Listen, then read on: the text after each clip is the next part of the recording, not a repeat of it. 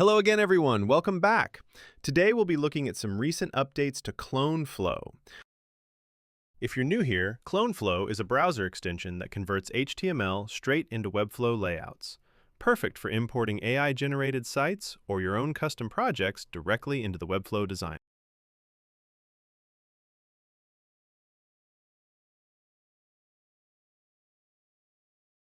To use these updates, make sure you're running the latest version of our Chrome extension.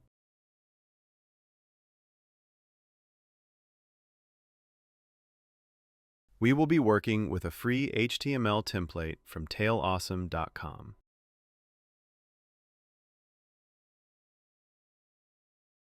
Nothing's changed with copying. You can select a section on the HTML page and click on the copy icon to copy the section. And then use Command-V or Control-V if you're on Windows to paste in the Webflow Designer.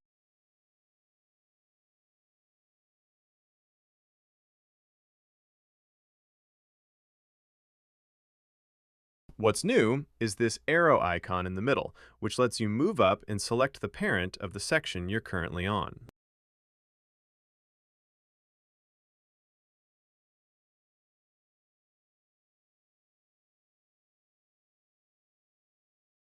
You can move all the way up to the body tag and copy the entire page in one go. Just keep in mind, on really large pages, this can cause issues. We've seen cases where big pages can crash the Webflow Designer. This site only has 3 sections, so copying it is super easy.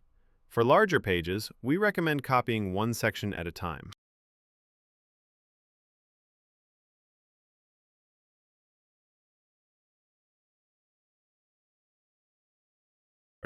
Please like and share if you found this useful.